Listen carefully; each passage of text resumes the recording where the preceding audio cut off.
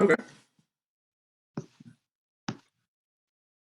So we'll have review, and then there'll be a long digression about a configuration space model for CP infinity.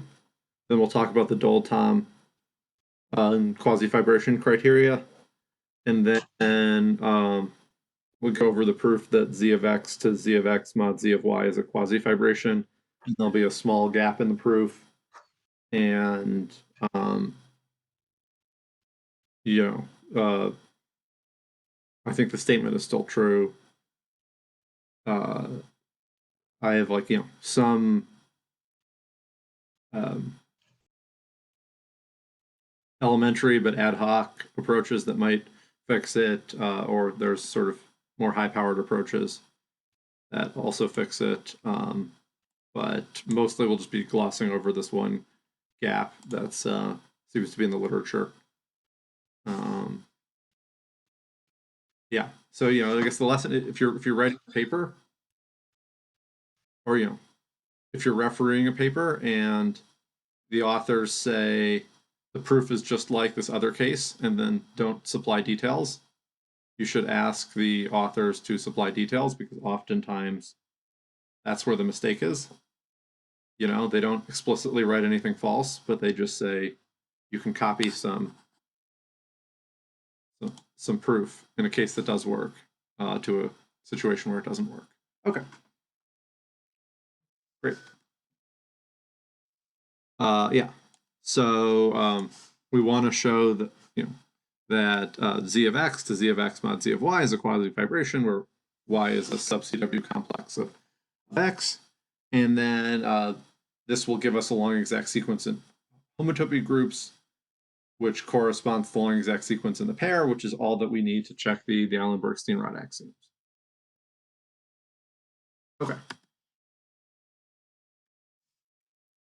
Yeah, so from last time, a map is called a quasi-fibration if the inclusion of each fiber into the homotopy fiber induces an isomorphism on homotopy groups in all degrees.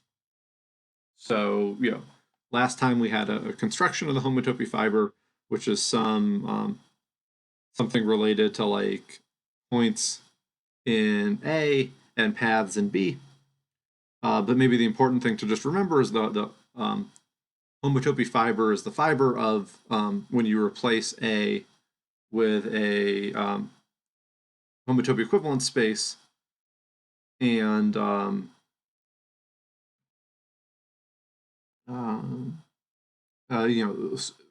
and replace F with a map that's a fibration.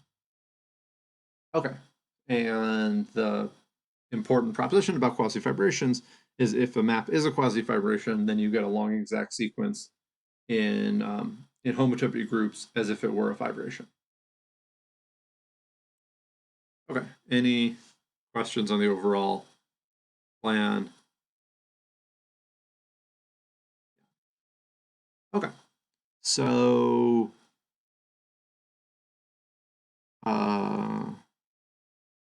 yeah, so maybe a more general thing that we might want to prove is that if A is a topological monoid and pi 0 is a group, and Y is a sub-CW complex of X, then A mapping to or then the A of X mapping to A of X mod A of Y is a quasi-fibration. So slightly more general than just A being a topological group. It can be a topological monoid as long as pi 0 is a group. And now I'll have sort of a long digression about why, or interesting examples of topological monoids that have pi 0 group, but which are themselves not necessarily groups. So sort of observation. So if A is a monoid, then or if A is a monoid and pi 0 of Y surge X into pi 0 of X, then pi 0 of X mod pi 0 of Y is as a group in a trivial way, this quotient is connected. So what's the picture? So if you have a point in A of x mod A of y, and every path component of y meets every path component of x, you can take your configuration and just push every single point into y. So in this case, y is the boundary of the cylinder, or one side of the boundary of the cylinder, and x is the rest of the cylinder. So this lets you get a path from any configuration to the empty configuration. Yeah, so A of x mod A of y, if A is a monoid, this whole thing is a monoid, because you can, I'm getting some weird WebEx announcement. Okay. Sorry, what was I saying? Oh yeah, so I'm saying A of x mod A of y is always a monoid if A is a monoid. You can just union configurations, and if 2 points are sitting on top of each other, you add their labels. And this has pi 0 a group whenever pi 0 of y surjects into pi 0 of x, because then pi 0 is just it's set with one element. So if you have a monoid with one element, it's automatically a group. Any questions?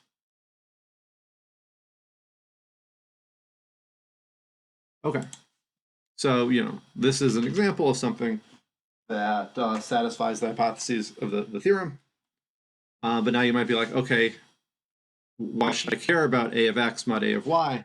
Are there any spaces that I've heard about that are of this form? And my claim is that CP infinity is an example of this. So the claim is that CP infinity is homeomorphic to n of CP1 rel n of infinity. So here, CP1 is just S2. We're viewing it as C union a point at infinity. And n of a space is just the free monoid on a space. So I'm claiming CP infinity is the free monoid on CP1 modulo the free monoid on infinity.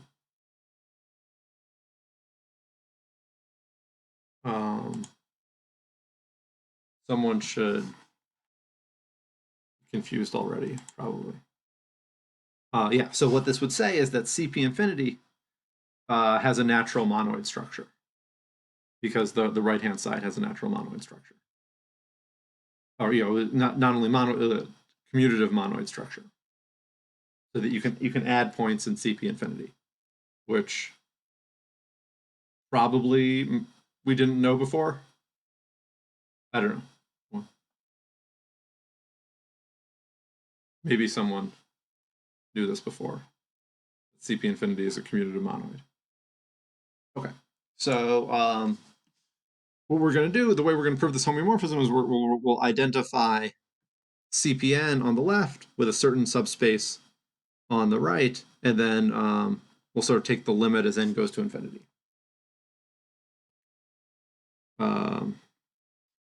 Yeah, so we're going to filter CP infinity. So we're just going to, by filter, I just mean we're going to consider a family of subspaces. So okay, so we'll filter CP infinity by the CPNs, and we'll filter the space on the right by the subspace where the sum of the labels is less than or equal to n. Here, I guess it's the sum of the labels of points in C, because it's not well defined what the label of any points at infinity are. And just sort of our model for CPN is going to be C to the n plus 1, or non-zero vectors, and C to the n plus 1 modulo units, because CPN is the space of lines in C to the n plus 1. So a line is just a non-zero vector up to multiplication by units. Any Any questions? even just like, what are we doing?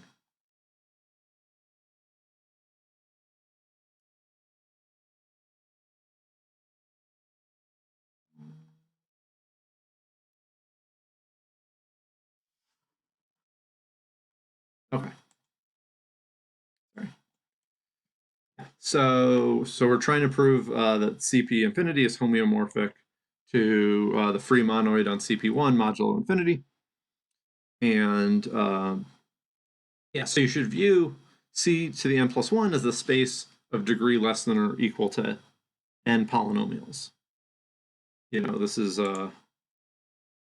something we teach everyone in Math 265, and they don't know why they're learning it. And you know, we can debate whether or not we should be teaching them that in 265. But yeah. So you can think of CPN minus 1 minus 0 modulo C star as the space of degree less than or equal to n monic polynomials.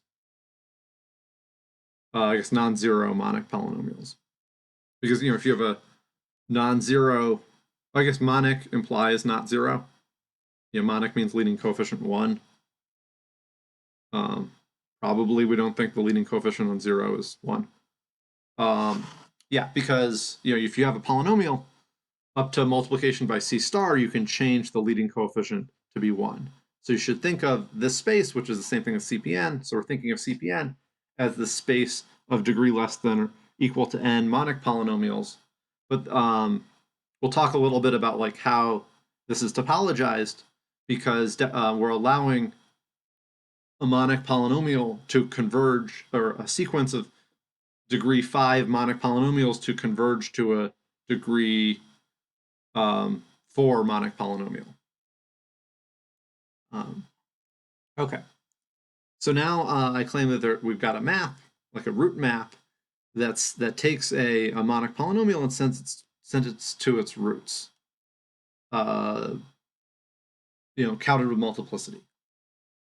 So you know, this space over here is the configuration space of points in C, or, you know, what's a point over here? Well, it's a point in C, or sorry, something over here is a configuration of points in C, each labeled with a natural number. So, you know, given a monic polynomial, you can send it to its roots counted with multiplicity, and that's exactly something here.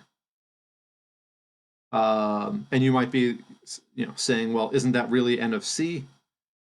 I mean, n of C is in bijection with this set, but the topology is different, and that corresponds to the fact that we have this topology on the space of monic polynomials where degrees can change. And so, you know, if you sort of think about the fundamental theorem of algebra, it says that, you know, you can factor polynomials over C, so this root function is a homeomorphism, and then you send, you know, this you send n to infinity, and you get a homeomorphism between these two spaces. So this in particular says that CP infinity is a monoid. CP infinity is connected, so at pi 0 CP infinity is a group. Yeah, but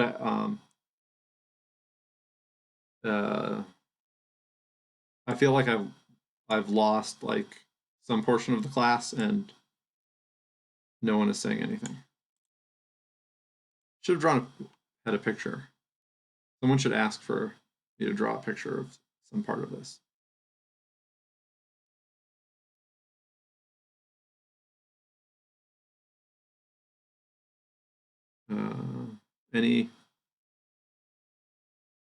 Any questions or things I should repeat?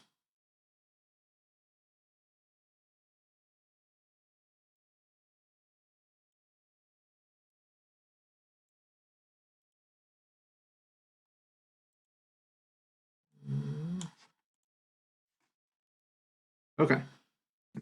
Jeremy, can you can you go back to the previous slide for a second? I missed this slide. Oh, okay, nothing. Okay. Yeah. It was just like I didn't quite have enough room on one slide, so Okay. yeah. So yeah, Okay. proving CP infinity is Yeah. Symmetric product of CP1 modulo n. Yeah, I see. yeah, and you're just sort of thinking of CP infinity as the space of all monic polynomials determined by their coefficients, and the thing on the right is all monic polynomials determined by their roots. Right. It's a good argument. And so then, oh yeah, okay. So maybe one thing about the topology is kind of funny. So, let's let p sub t of x be tx plus 1. So here x is a variable, whereas t we're viewing as like an element of the interval. So this is a path from the polynomial x plus 1 to 1. Like that's a perfectly valid path in polynomials, which we're viewing as c infinity. But now when you mod out by c star, this path, at least for t not 0, is x plus 1 is the same. This is the same as the polynomial x plus 1 over t. And if you look at the root function, it will send it to the configuration where you just have one point labeled by 1 at negative 1 over t, assuming I solved this polynomial equation correctly. So, if you have a path of polynomials that changes degrees, that corresponds to the roots tending to infinity. So we've topologized this space of roots so that the roots can go to infinity, and that corresponds to the fact that we're topologizing the space of polynomials so that their degrees can change. Yeah.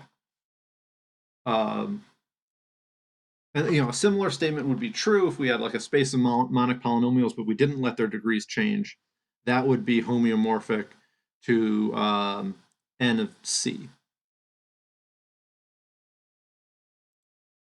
Which is, I guess, like the sets are in bijection, but the topology is different, because here we allow degrees to change when roots tend to infinity. Okay. I guess the next question is like, should we have known that CP infinity should be a monoid? And hey, can I interrupt you for a second? Oh yeah. On the last slide, there you lost me. Where are we changing degree here, and what is the third dot mean? So first two, okay, I get it. Like we have a path, but the path is on the space of polynomials. Yeah, so this is certainly this is a completely valid path in C infinity or something, viewed as the space of polynomials. And it misses. Great. So now I'm saying let's think about this path in here, which is like C infinity modulo C star. I guess minus. Okay. And So monic ones. Yeah, because by this equivalence class, I mean equivalence class up to multiplication by a unit. So we might as well pick the representative to be the monic one. Yes. There'll be a unique monic representative. So for t not 0, this is the formula, and then p of 0 of x is just equivalence class of 1.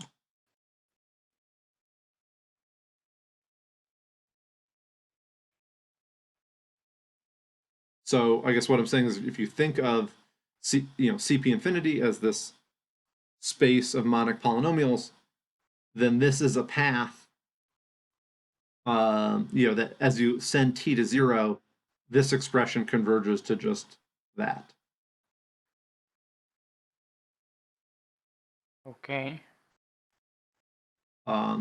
Because like up here is a path from x plus 1 to 1. I mean, both of those are monic polynomials. So when you mod out by C star, it's the same as this path going to converging to 1. So what happens in this path is you start out with a polynomial with root at -1, and then that root just like tends to infinity along the negative x-axis, Mm-hmm. negative real axis or whatever. Okay. So I'm saying, the way we're thinking about C infinity minus the origin modulo C star, means that we're thinking of these monic polynomials, but if one of their roots tends to infinity, that converges to the monic polynomial where you just get rid of that root. Okay. Maybe more generally, like if we had like x minus z I, times whatever, some other monic polynomial p of x. And zi was a sequence tending to infinity. Mm-hmm. This would just converge to p of x. So that's how we're topologizing this space. If zi goes to infinity in C, then this polynomial converges to that polynomial. By the way, this is topologized, not because of like it should make sense in the usual analysis sense. Yeah, no, I'm not saying like, okay, I'm saying we do have lots of choices. We could just say the sequence doesn't converge, right? Mm-hmm. And like, you might say, okay, I want to topologize functions. I want to say polynomials are functions, and I want to pick a not stupid topology on the space of functions, then topologize polynomials with a subspace topology, right? Like that's a reasonable thing. But I'm saying like we're just going to view. I'm saying like that's not what we're that's not what we're doing, or like it's probably not what we're doing. I have not thought about that, but presumably. I guess it also depends. You could view polynomials as functions from like CP1 to CP1, or you can view them as functions from C to C. It's possible that our topology is reasonable from one of the viewpoints. Yeah. Okay, but now you're not giving me the actual topology. You're just giving me a characteristic of it, like a property. The actual topology is just the topology on C infinity, right? It's the co-limit topology on C to the n's, which is the product topology of the metric topology on C or whatever. Okay. So we know the topology on CP infinity, and then You mean C infinity or CP infinity? Oh, sorry. So I'm saying, this is the standard topology on CP infinity. Right. The standard topology on CP infinity is the standard topology on C infinity. Right. Origin quotient topology mod C star. Yeah. Yeah. And then I'm saying, if you want to think of CP infinity as a space of monic polynomials, here's what it looks like. Yeah, that's a claim that these sequences converge to that. Yeah. Topology. Yeah. Yeah, I'm saying in the topology on CP infinity, we pick a topology on CP infinity, it seems reasonable, and then I'm giving you a bijection from CP infinity to some set, the set of monic polynomials, and then I'm saying when we import the topology from CP infinity onto this set, here's what happens. Actually, it kind of looks like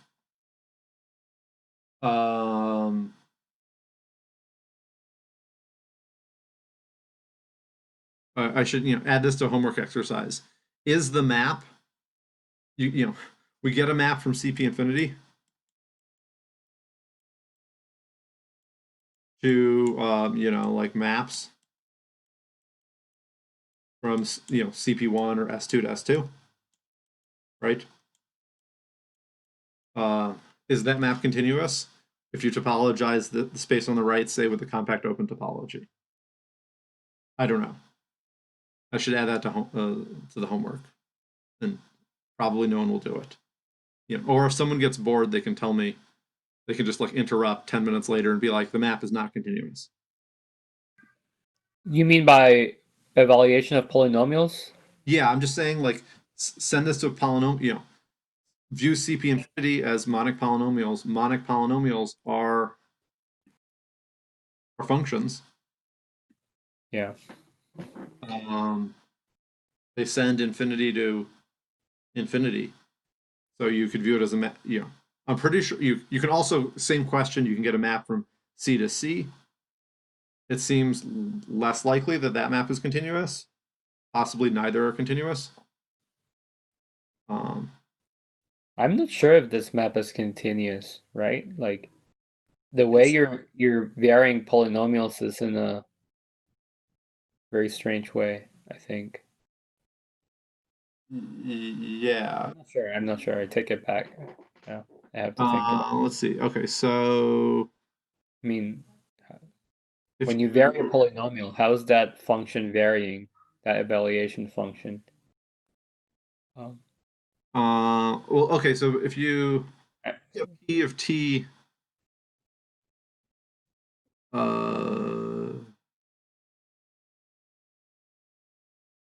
yeah, Jeremy, if you it seems like think it's of not continuous. polynomials, I mean, polynomials have a different topology, right?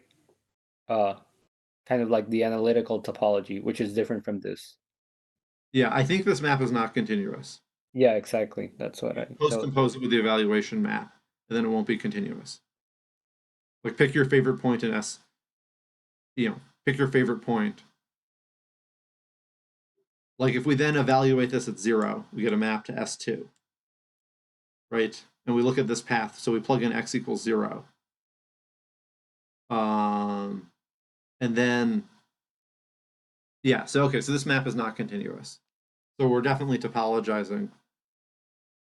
Yeah, because you plug in 0 into the sequence, and it's heading off to infinity as t goes to 0. But then when t equals 0, you get 1. It is continuous if you topologize polynomials in the usual way, right? As the vector space topology. Yeah, I mean, so. But yeah. Well, yeah. I mean, I guess there's. I would say there's a usual topology on the space of polynomials. I don't know if there's a usual topology on the space of monic polynomials. Monic polynomial. Oh, right. Yeah, because the problem is the C star action makes things crazy. Yeah, I see. Yeah. Yeah, we sort of have the C star action. We're picking a representative, but it kind of jumps. Okay. Did that answer your question? My question? Yeah. Yeah. It's way better. Okay. So, but it does. This does say CP infinity is a monoid, and then the next slide is like why should we have known that already? So you should think of CP infinity as the space of lines in C infinity. So this construction won't, as far as I can tell, actually produce an associative monoid structure, but it's morally telling you, I guess it produces a map from CP infinity across CP infinity to CP infinity. So CP infinity is the space of lines in C infinity. So you have 2 points, L1 and L2 in CP infinity. What can you do? Well, you can tensor them. And then that's a line in C infinity, tensor C infinity, but C infinity tensor C infinity is just C infinity. So if you pick an identification of C infinity, tensor C infinity with C infinity, then you get a map. Then you get a way of like taking 2 lines in C infinity and getting another line. And yeah, I don't think that there's a way of picking this identification in a way to make this actually associative, but I don't know. But like, I think up to homotopy, the monoid structure we're talking about is the same. And if some algebraic geometer wants to say something about like line bundles and divisors or something, feel free to. I don't know what the correct statement is. Yeah. Okay. And then another example is so this one is less cute, but is maybe more important for technical reasons. So this is what Manuel was talking about last time, the Moore loop space. So it was, I guess, Manuel's academic grandfather. Is he? Oh no. It was Browder. Browder, yeah, confusing old people at Princeton. Yeah. Yeah, he's Peter May's advisor. Whatever that's worth. Okay. I think he's Peter May's advisor. Oh no, he might be Browder's advisor. Maybe. Yeah. That I think that would make sense historically. So yeah, I think he's my great grandfather. Yeah. Yeah, he died a few years ago, but for a while, like there was like some long chain of descendants that like included two Fields medalists. Okay. Who are those? Okay. So what's the Moore loop space? So it's like the regular loop space, but it's maps from an interval of variable length. So we have functions, and we have t, and so it's a function from the interval 0 to infinity to a space x, such that the function is the base point at 0, and for all values starting at t. So, we have this number t, and then we have this function, and then my lines aren't that straight, but the function can do whatever it wants until t, and then it has to be the base point. And so this is homotopy equivalent to the usual loop space, but it is a strictly associative structure. So the usual loop space is a monoid up to homotopy, but this is a strictification. So there's an inclusion where you just send a function. So view this as the space of maps from the interval. So you can take one of those maps and include it in the Moore loop space by letting t be 1. And it's straightforward to see that this is a homotopy equivalence. But the interesting thing is that this Moore loop space, unlike the regular loop space, has this associative monoid structure where you first do, we have this function, and then we have this other function, and there's no way of making this picture not terrible. Okay. And then you add them and get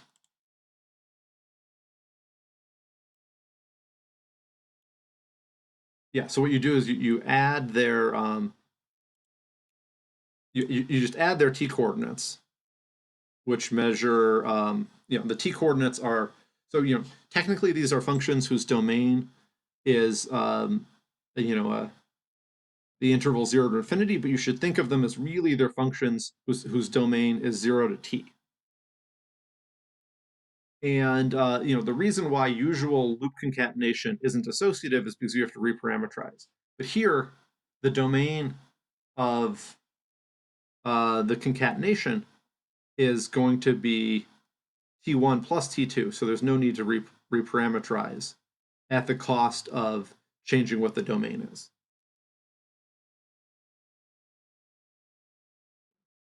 Any questions? I have a comment. Why are you drawing the functions like that and not like loops? I mean, I see what you're saying. I'm trying to say that, like, I see.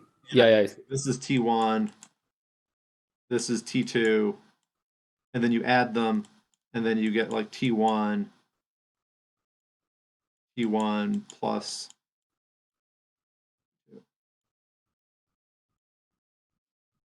Right.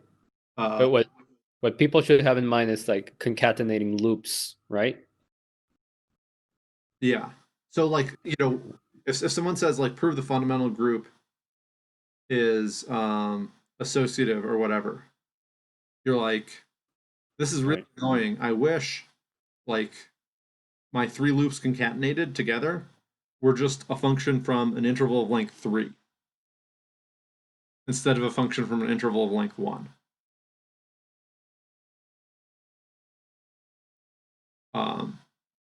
Yeah, so the reason why why it's not 100% obvious that the fundamental group, that the product is associative, is because when you write down loop concatenation of 3 loops, you do the first, depending on how you parenthesize it, you might do the first loop at 4 times speed, then the second loop at 4 times speed, and then the third loop at half speed, or maybe you do the first loop at half speed, then the second loop at 4 times speed, and the third loop at 4 times speed. But here you just change the domain of the loop.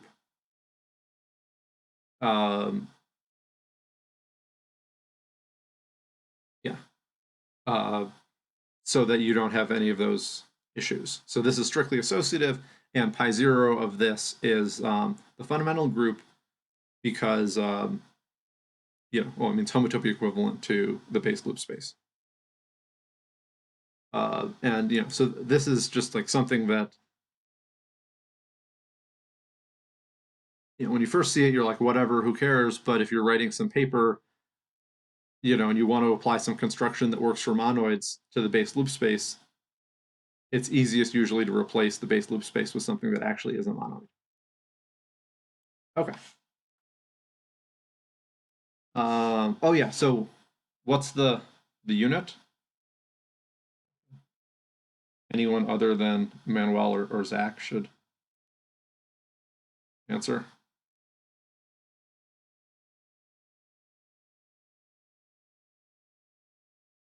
Yeah, so I claim there's this Moore loop space has a strict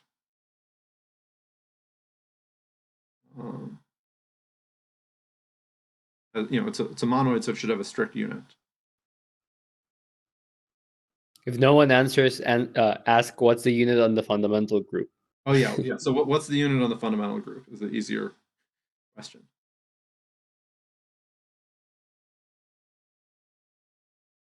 We'll open this up to Zach in like 14 seconds.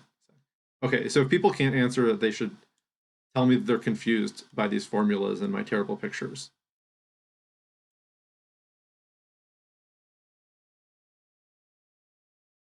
And ask me to repeat something.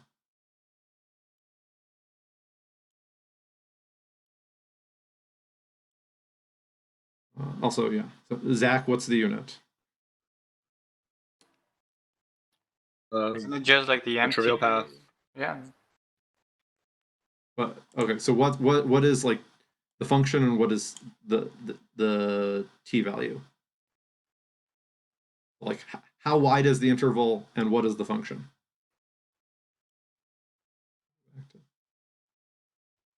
I think 2 people were talking. Oh, it's the constant path and 0. Yeah, constant path. So t is 0. The unit, we have t being 0 and f being the constant path of the base point.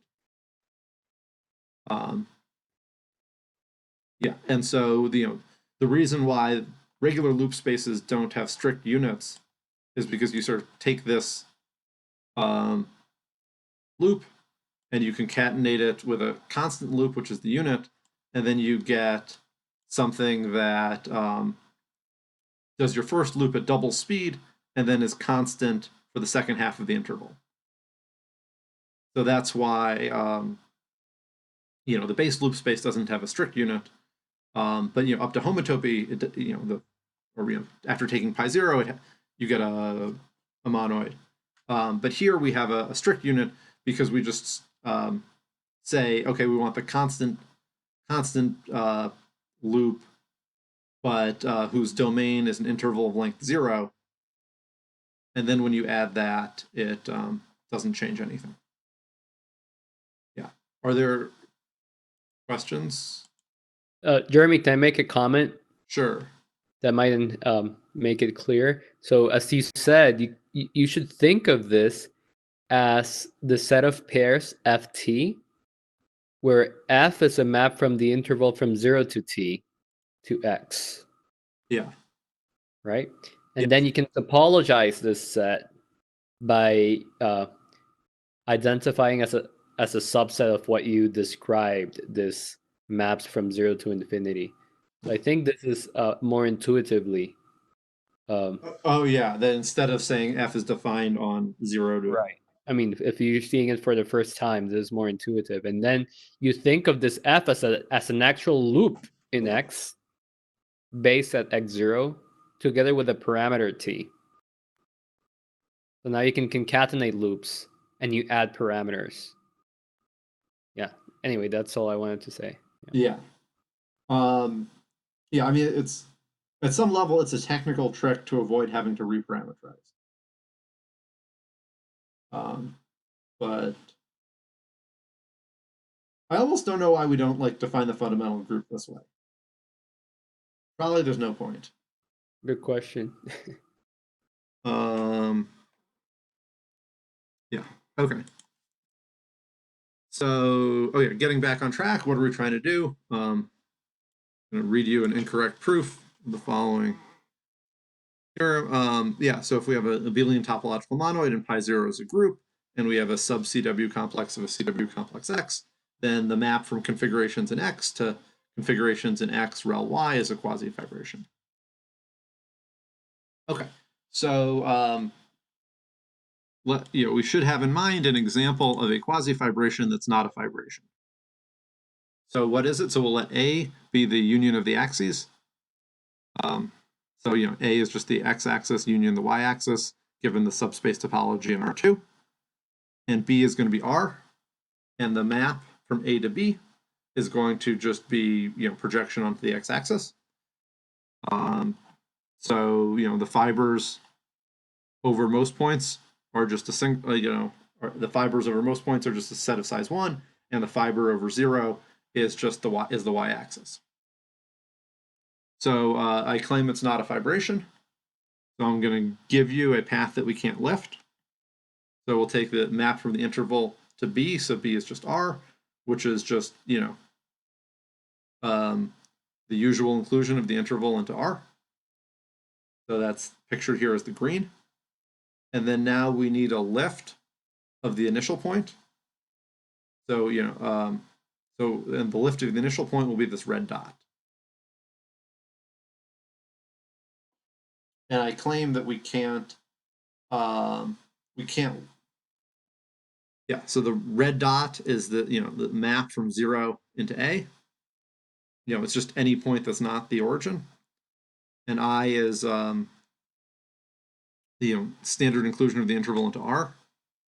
And I claim we can't lift this to a map from the interval to A, making the diagram commute. Let's see, what's my next slide? Oh yeah, okay, my next slide isn't relevant. So yeah, so like, why can't we lift this? Well, the fibers, the fact that this diagram commutes means our lift here, the only way to lift like this point is to itself.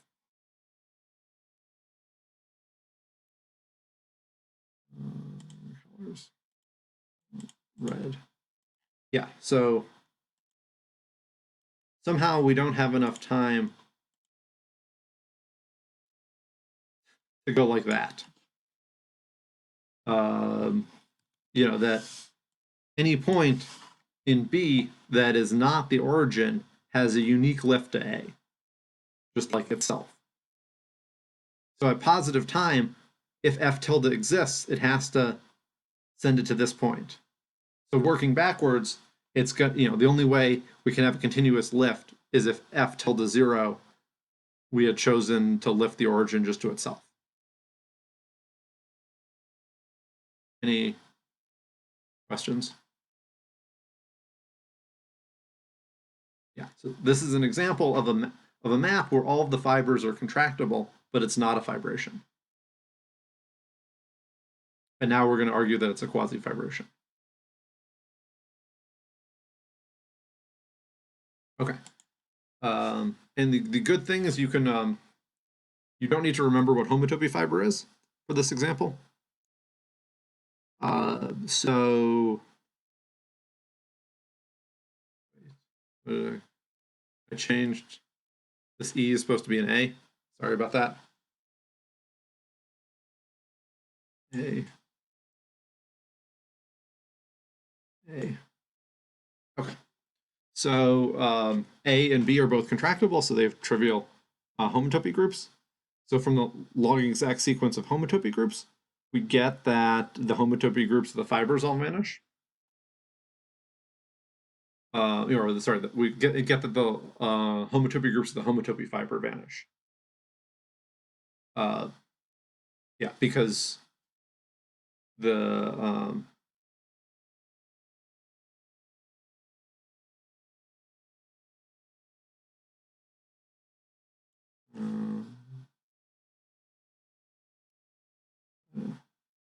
oh yeah, sorry.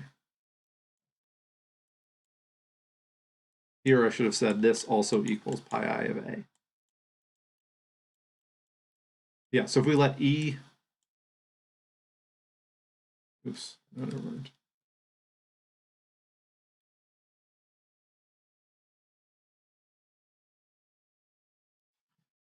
Yeah, so the homotopy fiber, sits in a long exact sequence of homotopy groups that has the homotopy groups of A and the homotopy groups of B in it.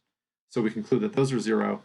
The fibers over any point in B are just going to be points if you're not picking the origin, and if you pick the origin, you get all of R. So the fibers are all contractible, so they have vanishing homotopy groups. So what do we know? This is a map. The map from the fiber to the homotopy fiber induces an isomorphism of homotopy groups because both groups are 0. So any map between 0 groups is always an isomorphism. So this map's a quasi-fibration, but it's not a fibration. Yeah. So yeah, that's sort of the point. You sort of can't quite lift this path, but I don't know. But up to homotopy, the fibers aren't really changing. Okay. Jeremy, I have a quick question. Do you have any example off the top of your head of something in which all the fibers are of the same homotopy type, but it's not even a quasi-fibration? Didn't your example from last time work? I've embedded your Yeah. Okay, sorry, that's true. Yeah, I've embedded your example from last time into configuration spaces, but we may Okay, not run out before then.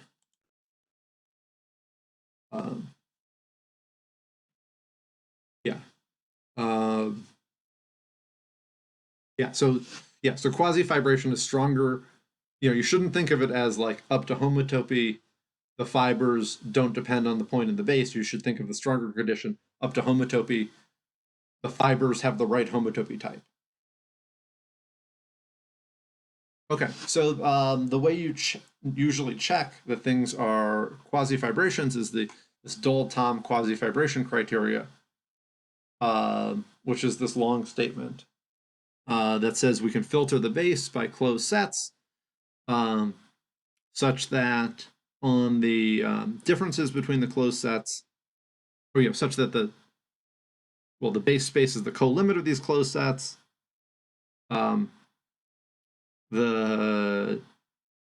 If you restrict to the difference between these closed sets, the map is a quasi-fibration. Usually you check this by just seeing that it's a fiber bundle. And then there are open sets in between the closed sets that deformation retract onto the smaller of the closed sets. And then you can lift this deformation retract upstairs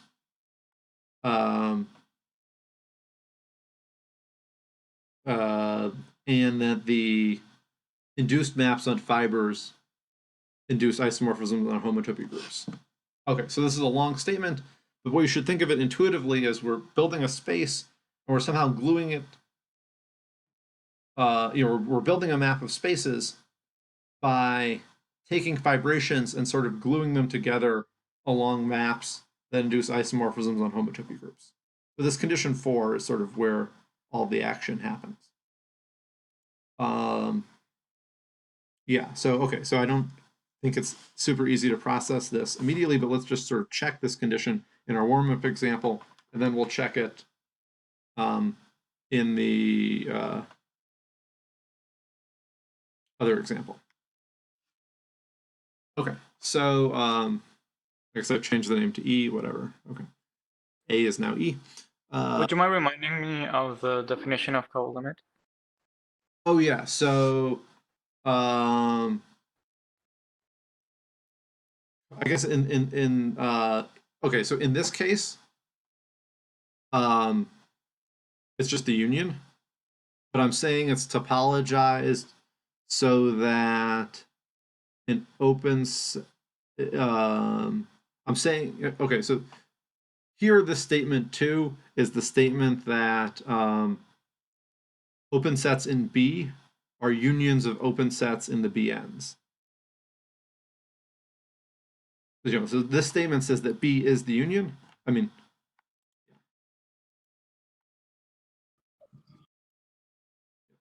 so I guess this says B is the union. The BNs are nested. Yeah, so B is the union, and like a basis or a sub-basis, or topology is generated by open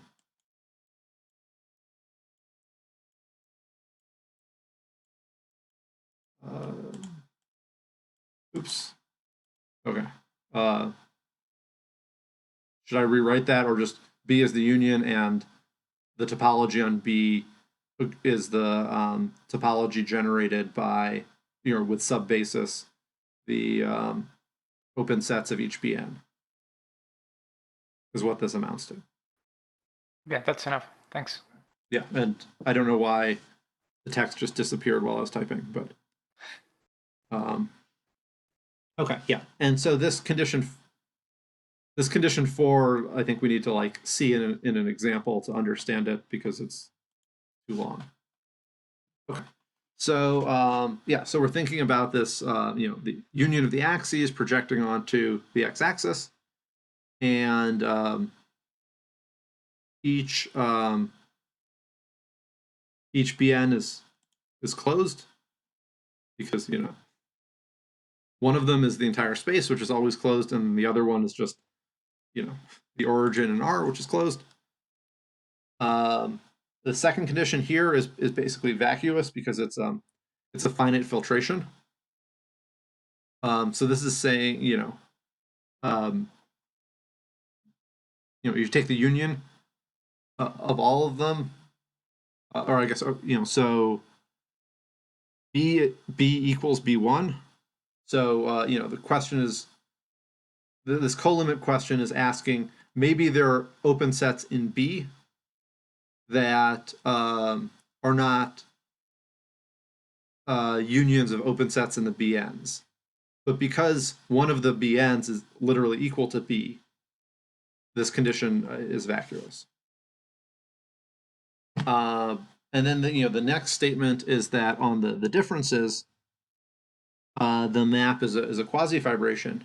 So here, I guess to parse this correctly, even to parse this correctly, we want to take B-1 to be the empty set, or at least we want to interpret. We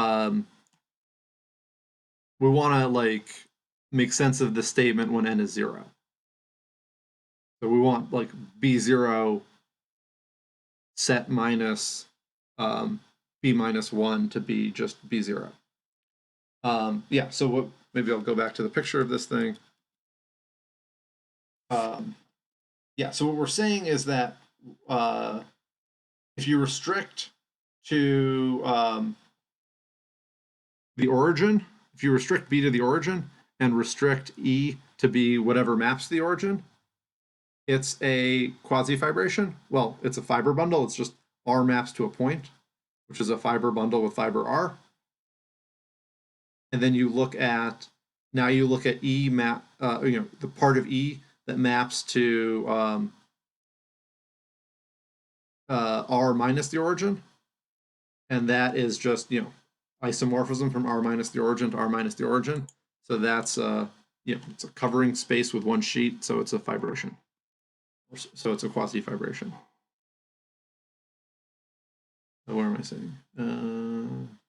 Yeah. So in one case, it's just in both cases it's a trivial fiber bundle. In one case, the fiber is R. In the other case, the fiber is a point. So we're sort of stratifying the base by what the fiber looks like. And in both cases, it's a fiber bundle, so it's a quasi-fibration. And then the condition 4 says that we need this open set. So I guess we need this set U1 in between B0 and B1 that deformation retracts onto to B0. And then we want to be able to lift that deformation retraction upstairs to E. So we want to take the preimage of UN in E and deformation retract that onto the preimage of Bn minus 1.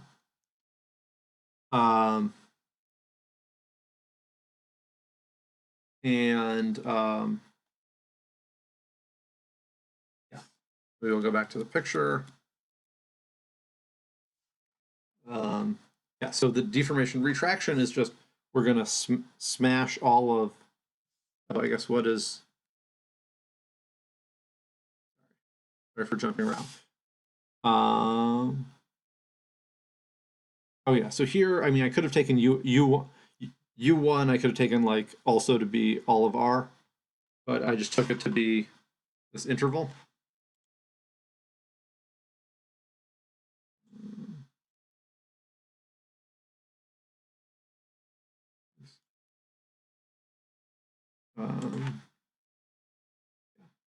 So this is U1. And then, we take the standard deformation retraction of the interval minus 1, 1 onto the origin, because the origin is just B0. And then that clearly lifts to a deformation retraction on the X. And then the statement is, you take some point here, you're going to deformation retract this light blue point onto the origin. And so we want that that this lift of the deformation retraction sends the fiber over the light blue point. Well, it's going to send the fiber over the light blue point to the fiber over the dark blue point. And that better be an equivalent. So here it's going to send this light blue point to the y-axis.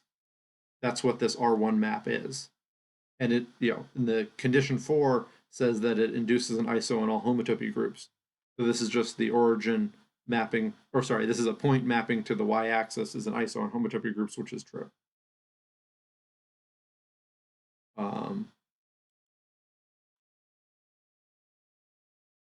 I don't know. This is maybe hard to follow. Are there any questions? Are most examples that we encounter obtained by gluing things like fiber bundles or fibrations? Yeah, usually you glue fiber bundles together along homotopy equivalences. Yeah. Is how you build quasi-fibrations. So here we should think you have two fiber bundles. One of them has fiber a point, the other one has fiber R, and we're gluing them together along a homotopy equivalence between a point and R. At least examples of things where you can prove their quasi-fibrations. This is what happens. Right, but this is not exactly a definition of a quasi-fibration. I mean, it's not definite. You have pathological thing. Yeah, okay.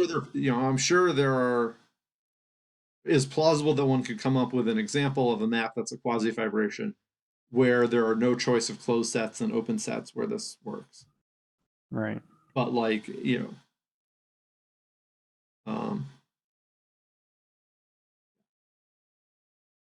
any other questions? Okay, so probably I'm going to try to Yeah, so now we're going to go back to the case we care about. And I only have 15 minutes, but the proof is wrong, so I don't want to dwell on it.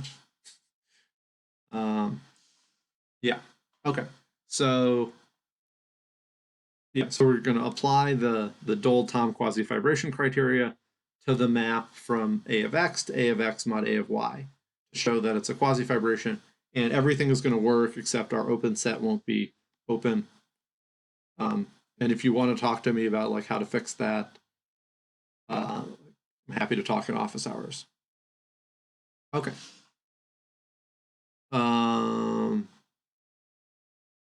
Yeah, so we're going to filter, or, so we're going to let Bn be the space where we have at most endpoints.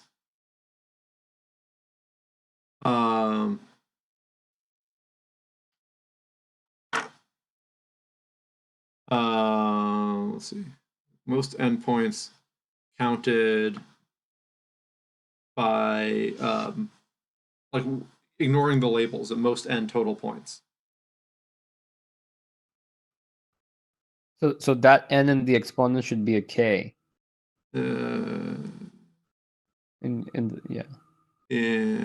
Oh yeah, this n in the exponent should be a k. Yeah. So we're taking this space where we have at most k total points. Or sorry, at most n total points. So oh, and then there should also be a cross a to the k. That's what I meant to write.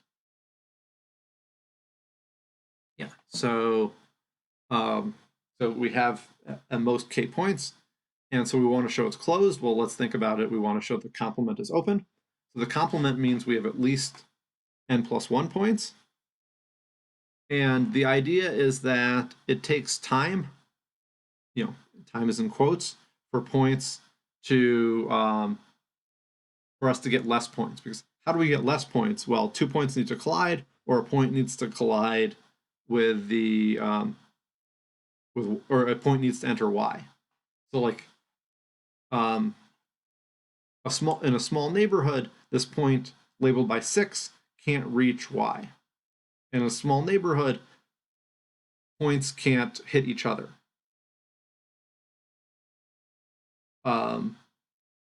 So these BNs seem like they're closed to me. I'm reading someone's false proof, so they could have made other mistakes. So if you see other mistakes, if you disagree that this is closed, tell me.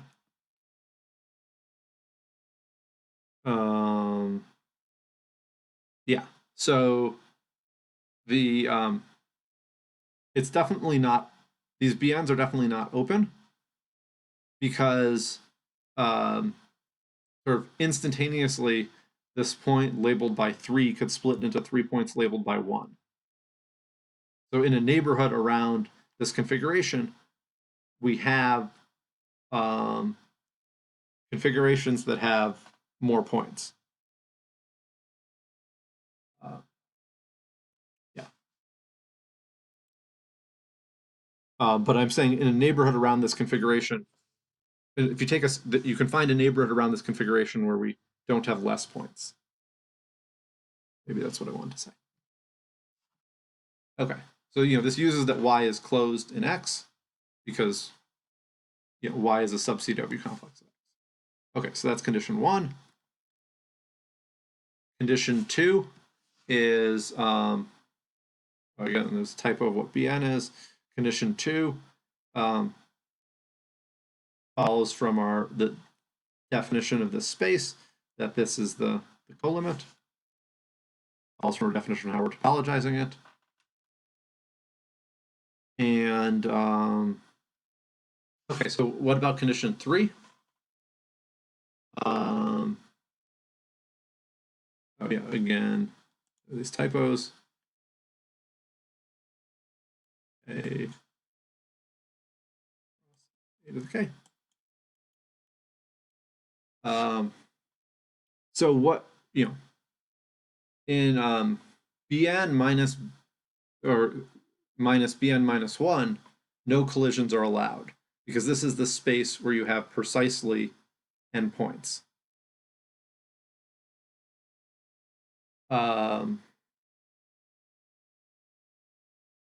Let's go back to a picture.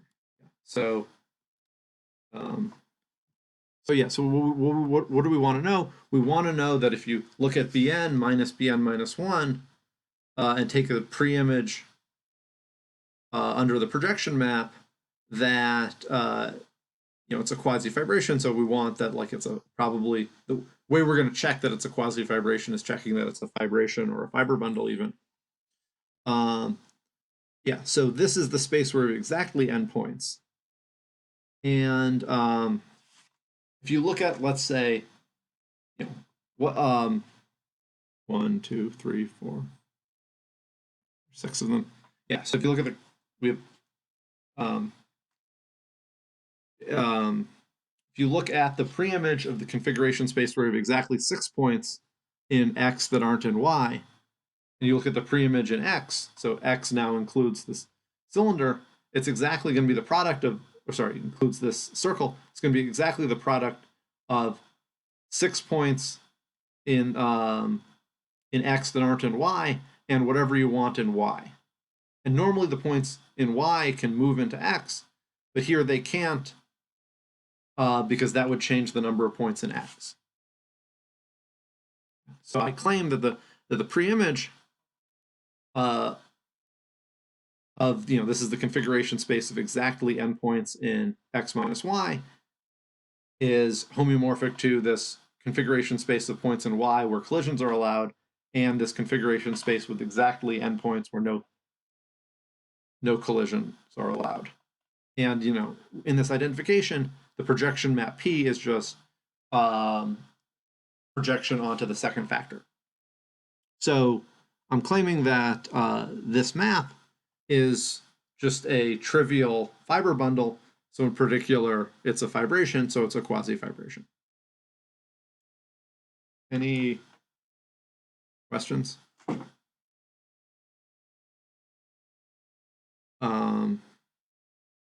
Okay, and now for the step 4, where all the action is, where there's a mistake that that is not open.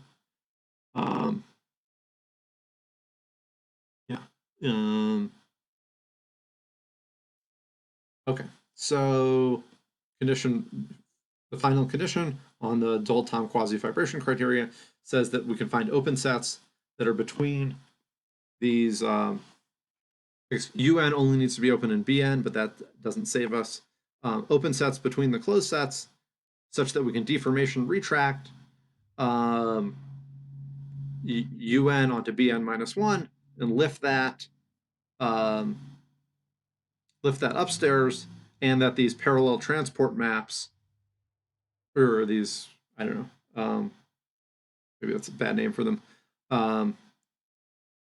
are induced isomorphisms on homotopy groups. I think I want this to be U. This only affects whether or not it's open. I think it's more likely to be open if this is open. So we want, so take U. I swear I fixed all of this.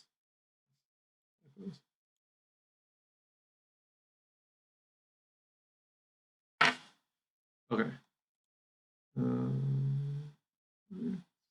Okay. I only the same slide like a bunch of times, and I only fixed it on some of the slides. Okay, yeah. So what are we doing? We're gonna take an open collar neighborhood of Y, and we're gonna let UN be the subspace of Bn, where we have at most n minus 1 points in X minus U. So this is going to contain Bn minus 1, because in Bn minus 1, you have at most n minus 1 points in X minus Y, and U contains Y. So U is some open set that contains Y and deformation retracts onto Y. So You can't always find that for general pairs of spaces, but for sub-CW complexes, you can. And then we'll take a homotopy from X to X, or a homotopy, that's a map from X to X that starts out at the identity on X, and at time 1 collapses all of U onto Z is Y, onto Y. And then this homotopy on X will induce maps on A of X and A of X mod A of Y, and that's going to be this R of T and R of T tilde. Yeah, so in pictures, so the only problem is these UNs aren't open. But let's sort of think about what is this R1 map. So we have this configuration space of points in the cylinder. So here U is the purple, and Y is the blue, and Z is supposed to be Y. And this R1 map, or R1 map and R1 tilde map collapse. It's just an isotopy that collapses the purple into the blue. So when you lift it to the fibers are all equivalent to A of X. So the fibers are just configurations of points in the blue. And the induced map on the fiber is, let's say we had a 6 here, is is I guess addition with this map is like addition with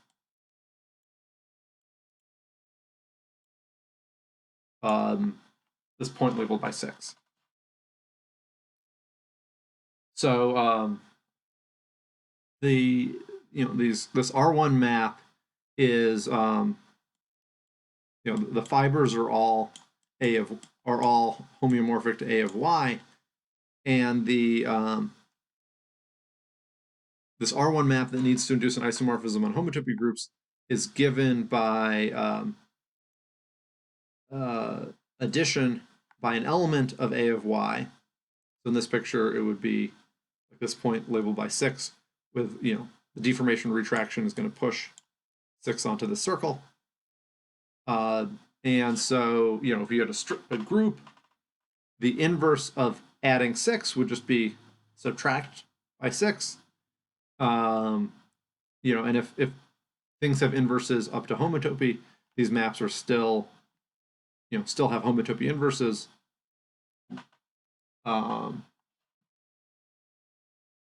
Yeah, so this is how you check that it's a quasi-fibration, ignoring this gap that this UN is not open. Are there any questions? Yeah, so here it's the statement. Let me just reiterate. You sort of, this R1 map is addition by some element in A of Y. And the idea is that, because pi 0 of A is a group, addition by any element of A of Y is a homotopy equivalence. Okay, now